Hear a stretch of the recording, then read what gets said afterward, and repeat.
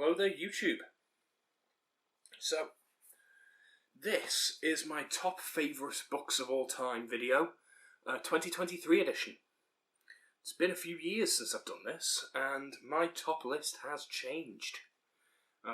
There are some similarities, there are some common themes, and I would say there is a clear preference towards certain genres, but my favourites have changed. You okay there, love? You didn't fall off, did you? Cat's playing on the windowsill. Hey, love. Did you have to pick now? I've just started recording. Right, anyway. I'm going to go through my top favourites. Now, I was going to originally make a top 10 list. Then I started getting the books down off my shelf. And it quickly became a top 15. Then it became a top 20. So it's now a top 20 list. I wanted to keep it to a top 10, but I just couldn't. So yeah, it's a top 20. And in at number 20, I have Snow Crash.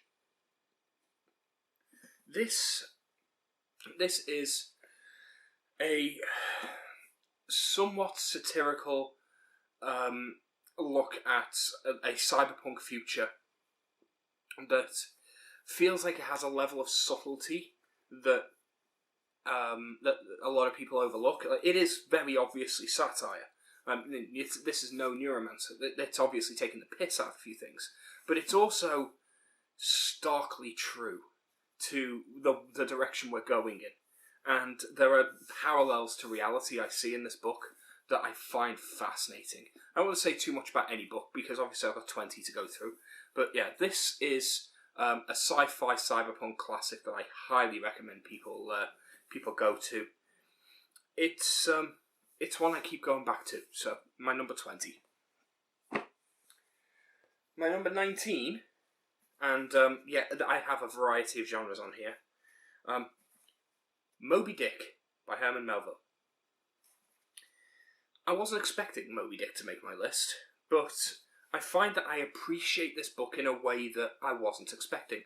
I really like the whaling chapters.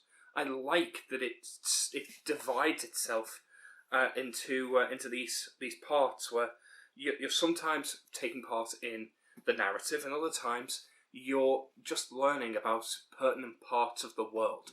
I like that it did that. It gives it a timelessness, because it's almost as though Melville knew that context would be necessary for future generations to get what's going on. And that's something that just doesn't happen in modern books that I think maybe would make them a bit more timeless. The cautionary tale of obsession is a good one for me. It's one that I find I relate to a lot. Maybe it's because of my ADHD and my tendency to hyperfocus, but I find this tale of obsession to be one that I find a lot of personal investment in. So Moby-Dick at number 19. Next, I have my number 18 choice, and that is Oliver Twist by Charles Dickens. This is my new collection. Well, I say new collection. It's one I've not shown off. I've had it for a while. But this is my collection of the complete works of Charles Dickens, which I have on a shelf over there. I've not shown it off in a video yet. I will be showing it off later. But Oliver Twist is my favourite Dickens. It's not the best Dickens, but it's my favourite Dickens. And it's because it's one that I read very young. It's one that I was exposed to as a child through various different adaptations. And it means a lot to me as a story. It's one that built a sense of wonder for me that made me want to start reading a lot. It made me interested in literature. So this is a book that I highly praise for that. It's a fairly simplistic story, but that's okay. It doesn't have to be over the top. It's a very heartwarming story and a very interesting character piece as it goes over the various different various different people that are involved in this tale. There are a lot of different adaptations. It's very, very loose, but the cartoon Oliver and Company by Disney, really, really good way of taking a loose interpretation of the story and making it into a Disney film. I do not know how they pulled that off, because this doesn't feel like it would work as a Disney cartoon, but it did. So that's my number 18. My number 17, and this has taken quite a drop from where it was on my previous list, which I can bring up here. My previous list, this was in at number 7, I believe. Yes, number 7. And that is Stephen King's Different Seasons. This should probably be higher. I'm aware that this is better writing than some of the other things that I have in this list. I know that Shawshank Redemption, The Body, and Apt Pupil are very, very acclaimed. People tend to overlook the breathing method, but even still. Hey, love. Hey, yeah. I know that these stories are well regarded, and they are fantastic. They're on this list for a reason. They are some of his best writing. It's maybe because I came to it later, and I don't have as much nostalgia or as many memories connected to this book, that it doesn't feel as important as some of the other books for me, but it's still making my top list because these are some of the most well-written, well-realised examples of Stephen King's writing I think I've ever seen. He's so good at the short-form literature that I don't understand why he writes so many long books when his shorter works are fantastic. He's really good at novellas. He should keep making more. But yeah, Different Seasons. If you're familiar with probably the most famous Shawshank Redemption, that gives you an idea of the quality of the writing and the ideas that he puts into this, the emotion he puts into this kind of writing. Well worth looking at. And my number 16, that was 17, 20, 19, 18, 17, yeah, my number 16, one that didn't make my list last time, and I wonder why, because honestly, it probably should have done, and that is His Dark Materials. This is maybe cheating, because I am putting all of His Dark Materials onto this. I could have got my Folio Society one, but that feels more cheating, because then I'd be holding up a box set. This is a bind-up of all of them in one big book, so I can still trick myself into claiming it's one book when it's a trilogy. His Dark Materials is one story, so which is why I consider it to be one entry. And it works as one complete story, and it is a coming-of-age YA story about accepting reality, about the nature of the soul and the essence of what makes you human. It's got great fantasy elements in it, but those parts are what really makes it shine. Like the first book really does manage to make a children's book where the writer is able to effectively torture a child in a way that feels PG-13 and still have the impact of a child that has been seriously harmed to raise those stakes. It makes you want to continue reading and see a resolution. It's hard to do that without it feeling forced in a lot of books. So yeah, or without it feeling comical. His Dark Materials is a fantastic book, and I highly recommend it. My next one, number 15, Perdido Street Station. I'm not going to describe this too much, other than to say that it's weird fiction. It's a little bit of fantasy, a little bit of steampunk, some kinds of like philosophical sci-fi elements in there. It defies genre, and it does that on purpose. This is a book that will make you think, and if you're a fantasy fan who's looking for something a bit different, who's looking for something outside of the traditional high fantasy. I highly, highly recommend this. It's got a certain kind of prose and philosophical thinking to it that really, really makes it shine. Highly recommended. My number 14 choice, and this one was one I did not expect to be as high as it is. I didn't expect this to make it into my list, but the more and more I think about it, the more I appreciate it. And that is The Way of Kings by Brandon Sanderson. Stormlight Archive is his magnum opus, and when I first read this, I felt underwhelmed. I felt that this was not the impressive, world-shattering story that everyone claimed it was. I thought that it was just everyday, pretty traditional fantasy. And I think I was doing it an injustice. The more I think back on it, the more the characters from this stick with me. The more scenes from this stick with me. Yes, it's meandering. Yes, the pacing is a little off. And it's a bit predictable at places. But it's well realised, and I can visualise this years later after I've read it, and still feel that there's something to it that other books haven't managed. So yeah, I feel quite happy sticking this on my list in the number 14 slot. Way of Kings. Next, I have that was number 14. My number 13. This has taken a drop. This was I think my number 6 choice in my previous list, and that is Ender's Game by Orson Scott Card. I hate this cover, by the way. I hate these. I've got the whole set in this style, and I absolutely hate this set. It doesn't feel like it's got the gravitas that Ender's Game should have. But anyway,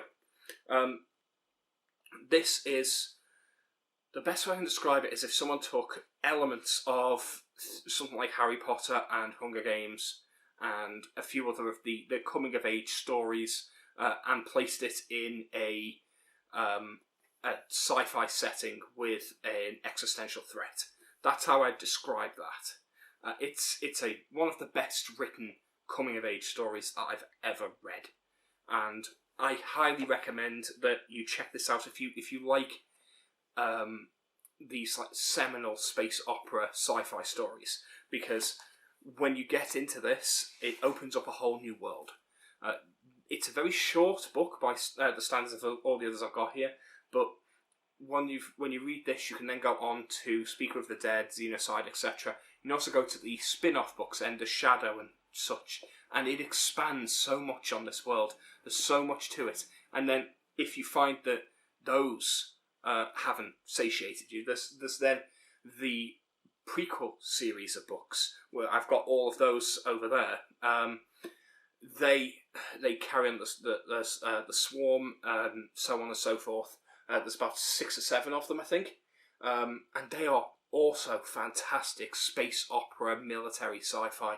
There's a great feeling world here. But whilst the whole series does have that going for it, I think it's only really the first 2 books, Ender's Game and Speaker of the Dead, that really elevate themselves. The other books are good books, but Ender's Game and Speaker of the Dead are the 2 books that I feel are modern classics of the sci-fi genre. Fantastic book. Next, again, this was in my original top 10, and it is Ray Bradbury's Fahrenheit 451. This book means a lot to me. It's a short book, it's an easy read. You can read it in one day if you really want to, comfortably. But this is Ray Bradbury's gift for storytelling reshaped our culture and expanded our world. A Barack Obama quote on that. I never even noticed that before. But yeah, fair enough. This is the book that made me think about censorship and free speech and the importance of knowledge and information. It's vitally important for those reasons. It's one of those books that I keep going back to because I feel that it's pertinent to our society, our culture, the way that politics is changing. And I feel that people need to read this book. It's not just that it's fun, it's not just that it's good, it's that it makes you think, and it's so pertinent to our world. So I still feel this is so vitally important, and the fact that it hasn't made my top 10, I find shocking. I think it's more because the other books mean more to me as entertainment. This means a lot to me intellectually, but the others mean more to me as pure entertainment. Still, a great book and a worthy number 12 on my list. Just missing out on the top 10, and this one is kind of cheating, but I couldn't pick just one. So I have Tales of Horror by H.P. Lovecraft. This is a bind-up that covers most of Lovecraft's works. To give you an idea as to what's in here, there's the contents page, and you can see just how many of his stories are in here. Because this is the thing with Lovecraft. His works are so short; they're all short stories or novellas. That even if we went for some of his longer works, like At the Mountains of Madness or The Shadows over Innsmouth, they're still only novellas. And most of these things are 10 pages or so in these kinds of books. So it doesn't feel right just picking one story. The mythos is all interconnected, and the themes continue throughout. Lovecraft was a disturbed man, and he had a lot of issues, but he had a talent for taking his issues, taking his fear, his intolerance, his constant anxiety, and giving it an otherworldly face, and then writing some of the most chilling horror and cosmic sci-fi that you can write with those kinds of feelings behind them. So Lovecraft, not just one of the best, but one of the most influential writers ever. The fact that I haven't put him in the top 10 makes me cringe a little, because he should be in the top 10. But I found 10 books that mean more to me. I don't know how I did that. So, number 10. This is now my top 10. And this top 10 is going to be hard to break into. The books in this list include some of the most important books I've ever read and ever likely to read. I can't imagine how you would beat these books.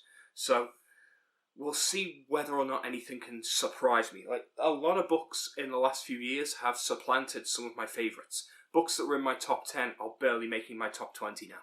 So maybe they will. Let's see what happens in the coming years.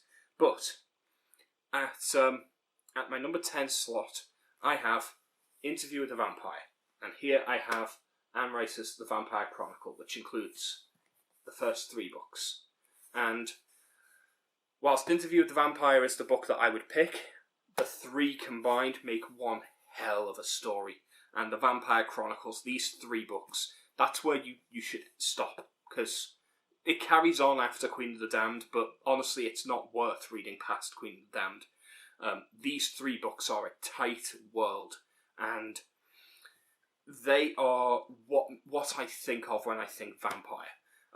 They are the seductive, but still creepy and very frightening vampiric ideal. This is so influential for me. It's how I envision a vampire in every sense of the word, and the atmosphere, the tension, the imagery.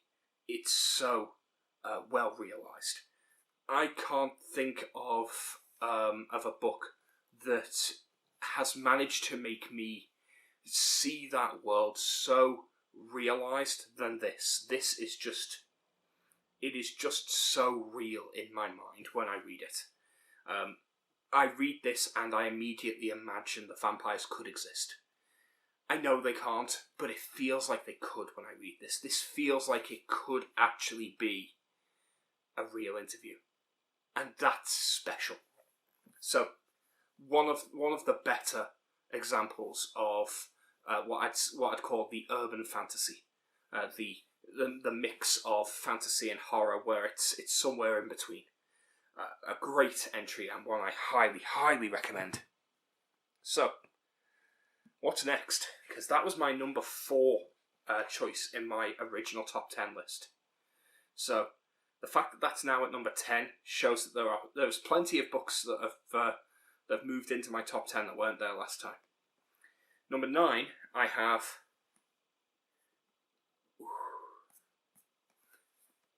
Leviathan Wakes.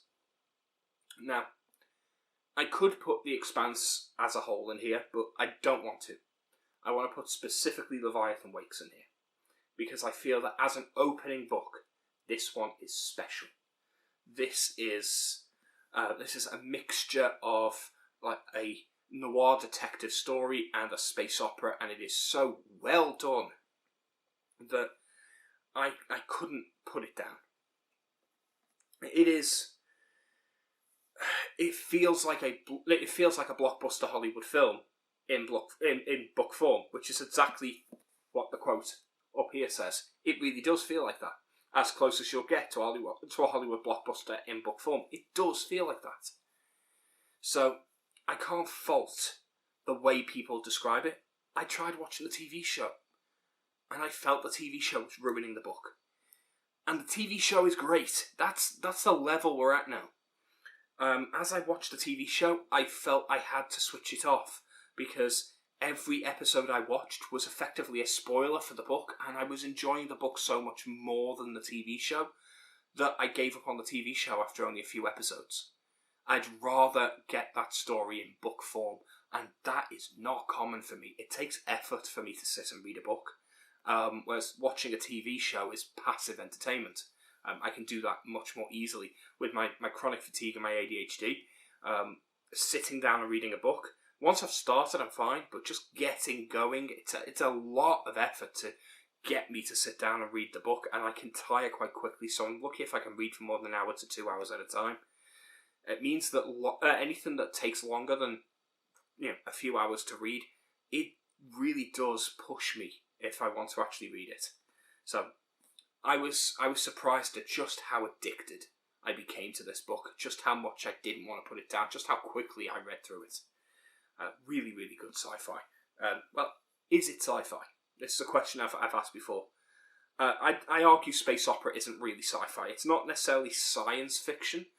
It's more fiction in space. Though I will say that they do take the time to do the space well.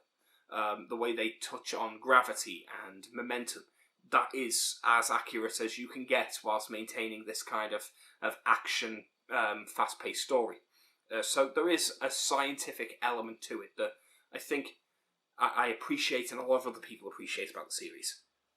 That's my number 9. Number 8. I have Promise of Blood. The Powder Mage trilogy is one of the best fantasy trilogies I think has been put to paper, and one of the most underrated. This flintlock fantasy is so well realised. It feels like someone took the French Revolution and tarted it up and added these fantasy elements and these cool descriptive moments, these characters that feel like they're full of life, and it's just an image of that element of time, that moment of time. It's as if someone took the 1780s and wrote it in book form, and then added a bunch of twists and elements to tart it up and make it a little bit more special. Because you could write a dry historical fiction about that if you wanted to. Well, you could probably write an exciting historical fiction, but adding those fantasy elements, adding that little bit of creativity, adding just that little bit of colour, it can make for a very exciting and very entertaining read. And that's what I feel this book did. That's not to say that you need to go into the fantastical to make a great read, but this did it well. And it felt it didn't feel outlandish. It didn't feel unearned. Every power, every spell, every bit of magic that you see in this feels like it belongs in this setting. Such a well-written series. Next, my number 7, I believe that says. Yeah, 7. That was number 8. So this is my number 7. Arm of the Sphinx by Josiah Bancroft. The Babel series is, again, another weird fiction. It's similar to Perdido Street Station in the way it's written. It can be marketed as fantasy, but it doesn't feel fantasy in the way that you might expect. It's not got your traditional fantasy races. It's not got your traditional magic. It's not set in those kinds of fantasy worlds. This feels different, and I like that it feels different. The climbing of the tower, all the different esoteric elements. The best way I could describe this is the first book felt like Alice in Wonderland for adults, and it was an exciting and captivating read. This took those characters, took that world, and it gave it a swashbuckling adventure vibe, similar to the works of, say, Robert Louis Stevenson. Only modernising that. If the first one was Alice in Wonderland for modern adults, this is Treasure Island for modern adults. And I love the way this is written. It feels like some of these old classics are direct inspiration, and I couldn't be happier with the series. It is one of my all-time favourite series, and Arm of the Sphinx is probably my favourite book in the series. It's the second book in the series, but this book brought me to tears at points I never expected it to. Well recommended. Number 6. We'll get through this in one take, maybe. Number 6. This was my number 3 book in my original top 10, and it is Stephen King's The Bachman Books. Now, this one, I will openly admit, probably doesn't deserve to be this high. It is here for purely subjective nostalgia reasons. I love the stories from this. I love The Running Man. The Running Man is one of my all-time favourites. I love the Arnold Schwarzenegger film. I love this story. I love this book. I read this very, very young while I was still in school. I probably shouldn't have been reading it, but I did. And it was exciting and it was visceral. The Long Walk was, again, exciting and tense, and it's just one of those things where I could read others. I could read potentially better written attempts at similar stories. I know they're out there, but these are the comfort reads that I keep going to. They grab me and bring me in. Stephen King manages to put together some truly thrilling dystopic worlds, and they are great dystopias. They've got a slight twist on his normal writing style. Because he was writing as Richard Bachman, not as Stephen King, he altered his writing style a little bit, and it's evident that he's not going for his normal horror style, though Stephen King can write incredible horror. He's really good at visuals. He's really good at writing children and things like that, which you wouldn't think that helps all that much because this isn't coming-of-age stories. It's not horror, but those elements still help. Stephen King, he's very hit and miss, but when he's on, he's on. Revival is a fantastic example of that. It's a book that'll never make my list. Revival is, I feel, plodding and not really very exciting. It's the story of one guy just carrying on through his life, and then the resolution feels like it's taken so long to get to that it doesn't feel very satisfying. But there is a scene in that book where someone is hit by a car, and it is one of the most visceral, one of the most impressive pieces of writing he's done, and it really stuck with me. I had my mouth open, like, gasping at the way it was described. It's so well described. And that was just one scene. It's enough to redeem the book, in my opinion. That one scene is enough of a reason for me to recommend you read the book, just so that you get that scene. Maybe if you find you're not enjoying the book after that, because it really is just slice of life continuation. Beyond that, the mystery is such a slow burn in that. And I'm not a fan of the resolution, but that scene is so good. These books have scene after scene after scene like that. So, yeah, it's deserving of being at my number 6 slot. It's not his best writing. He's done better than this, but this means a lot to me personally. We're at my top 5. And I've got a couple of shockers in here, I think. A couple that people might not expect. At number 5, I have Shadow of the Conqueror by Shad M. Brooks. This book, I questioned whether I wanted to put this in my list. Because it does have some flaws. It does have a few issues with the way the characters are written and realised. But the reason this is in the list is because of the way this world is realised and the way that the various different elements of the fantasy world are put together. The inventiveness of this flat but infinite, constantly looping world, with the way that light shining on stone can create energy in such a way that it powers almost everything in the story. It's such a well-designed and consistent world that it feels like someone really, really dug down and tried to think of something truly unique to put to paper. This is a fantasy world that feels like someone captured imagination, and that's so rare. I love that what Shad managed to do with this book is create something that feels like true creativity. It's not the best written book. It's not the most consistent book. There are flaws in it, but I absolutely love the way this world is described and the way this world is brought to life, and I cannot wait for the sequel.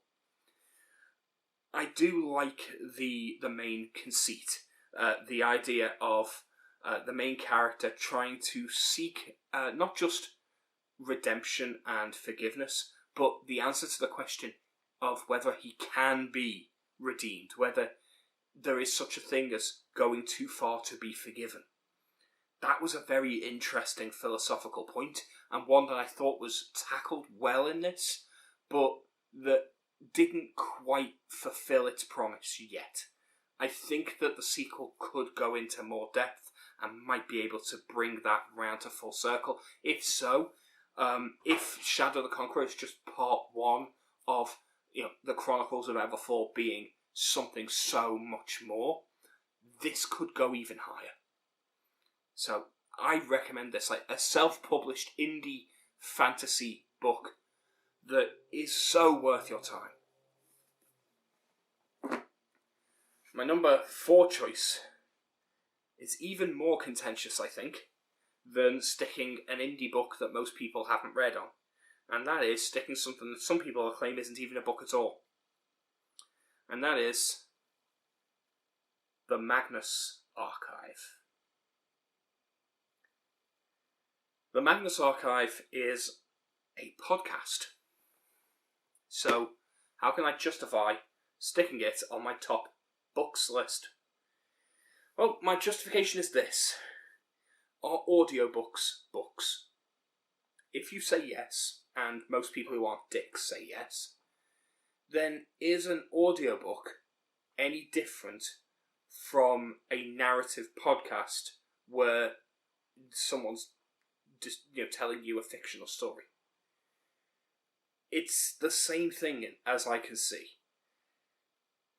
If you listen to each episode of the Magnus Archive as if it was the chapters of an audiobook, it is no different than listening to an audiobook. And the fact that radio broadcasts and narrative spoken word podcasts do not have a community. They don't have awards of their own. They're not a recognised medium that has its own industry. The only way that I can sing the praises of the Magnus Archives is if I count it as an audiobook and say, it's as good as any book. It counts and I don't care. So, the Magnus Archives, what is it? Well, it is an urban fantasy horror. And the conceit is that it follows an archivist who is archiving elements of the supernatural in a world where most people do not believe the supernatural exists, and the supernatural is hard to prove. And it winds and changes as various different short-form horror stories get told, and they seem to be standalone as the episodes go, but then little bits, little references backwards and forwards start to piece themselves together until you realise how interconnected all of it is. It is one of the most frightening, one of the most thematic, one of the most atmospheric pieces of fiction I've experienced.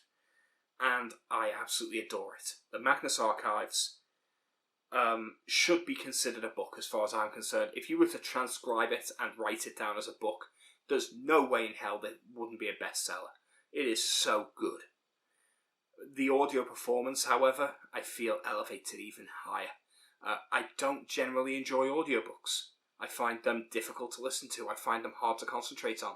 And yet, Jonathan Sims manages to make his voice into something captivating and almost hypnotic. He has a gift, and I highly, highly recommend that you give it a chance. So, we're into my top 3 now. Number 3, The Devil You Know by Mike Carey. Now, this is not a well-known series. This is the Felix Castor series. And this book is what the Dresden Files wishes it was. It is so much more. Now, I've only read a few books in the Dresden Files, and the first one I enjoyed. I thought it was a good book. I was new to Booktube. I was freshly getting into reading, and it was a good piece of entry fiction to get me back into reading. Then I read the second Dresden Files, and I was so disappointed in what was a complete retread and worse written version of the first book, with some of the most terrible plot contrivances. Dresden, the amount of times he would use every last ounce of power to do a Hail Mary and then get captured, and do exactly the same thing 2 chapters later and then get captured, and do exactly the same thing 3 chapters later. So for fuck's sake, how many times can he do this? I got so annoyed that I threw away the second Dresden Files book. I consider it so shite that it was not worth donating. It's not worth reading. Read book 1 and skip straight to book 3 if you have to. After reading the second Dresden Files book, I completely lost interest in Dresden Files. This, however, this is the same kind of thing. You're following an exorcist who's working as a freelance exorcist in a world where the undead and demons and ghosts and things like that exist. But it's so much better written. The characters feel more realised. There's admittedly a significant lack of sexism. I don't consider Dresden to be openly sexist, but he is a bit of a lecherous character, and it is annoying. This doesn't have that, but it has consistency with its side characters. It has far, far better prose. This is lyrically written in a way that I wasn't expecting. I found myself genuinely taken back. I paused whilst reading this and reread an entire page because I read it through and I was so captivated by the way it was written. Not just what happened, just the way it was written. that I read that page again just to bask in the prose. I've only ever had one other author pull that off for me, and it was Patrick Rothfuss.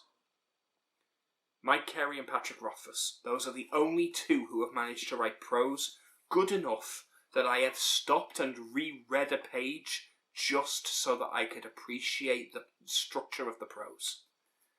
Fantastic book. Well worth your time. So now we're at the point where I've only got my top two, and I don't think I'm going to shock all that many people. Number two has not changed.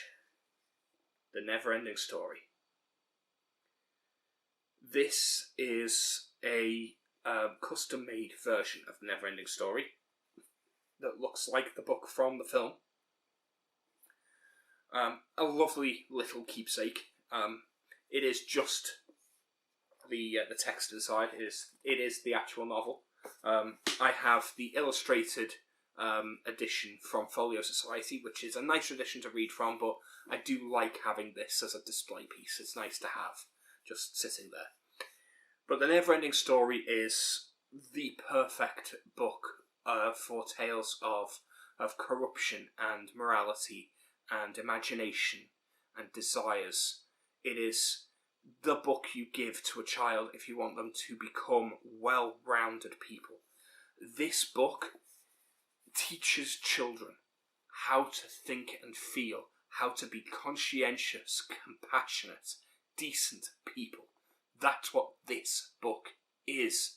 It teaches them to wonder and hope and dream, and then it teaches them to keep it all in perspective, to not be corrupted by power and success, to not allow yourself to become cruel. It is one of the best tales of moral fantasy, and it does not feel like it's preaching at any point. It feels like a fantasy romp. It feels like a fairy tale all the way through, and yet the influence this had on me as a child, I consider this to be possibly one of the most important children's books ever written. It is beautiful. The Neverending Story. If you've not read it, go and read it. If you've seen the film, you've only seen the first half of the book. The film stops at the halfway point. You'll see why if you read it. Give it a chance. So that leaves only one thing left. My number one. And I'm going to be very, very predictable in this. My number one is George R.R. Martin's A Song of Ice and Fire. This fantasy series is the best piece of fantasy fiction I've ever read, I've ever experienced. The characters in these books are so well realised that they feel more real than some real people I've met.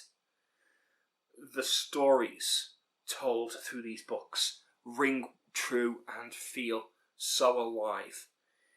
I can close my eyes and just picture scenes and characters and moments from these books over and over. Then, after falling in love with these characters, these stories, I got to see them realised in TV, in one of the best TV shows ever made. This story will stick with me for a long time, and yes, I know that the last few seasons are shite. We ignore them, they don't count, they're fan fiction. This story is fantastic. It's the first 3 books that I gravitate towards. The latter 2 are great books, but they're unfinished. Without an ending, those books feel like they're left hanging, but the first 3, they work with each other. The first one is that mystery, that murder mystery thriller in a fantasy world. The next one is more of a military fantasy as the fallout from the first book takes hold and all of these people vie for the throne. And I loved that military aspect, that build-up. And then the third book reaches that climax and it becomes this political thriller as everyone's vying for power in this fantasy world, all of them working on each other's connections, on this huge tapestry that's been built over the previous novels. There's so many characters, so many connections, such a deeply written system of interconnected interpersonal relationships that make this work. And it still feels real, it still feels right. I don't know that I'll ever find a fantasy world or a sci-fi world as well put together as this. A Game of Thrones and Leviathan Wakes both feel very similar. They have the same kind of murder mystery connection over the top of their main genre. And I was hoping The Expanse would be a Song of Ice and Fire in space. It might be. I've not finished The Expanse yet. I might read in and find that The Expanse, 9 books in and complete, might surpass a Song of Ice and Fire, but with what I've read so far, it hasn't yet. Maybe there are fantasy series out there that do this better, but I haven't found them yet. So, A Song of Ice and Fire, that is still my number 1. I hope this has been an entertaining and interesting video, and these are my all-time favourite books. Or are they? Maybe they'll change. For now, these are my favourite books, 2023 edition. Maybe if I'm very, very lucky, it'll be completely different again next time I come to this. Because that means I'll have read some amazing books. Let's hope, and I'll see you in the next video. Bye.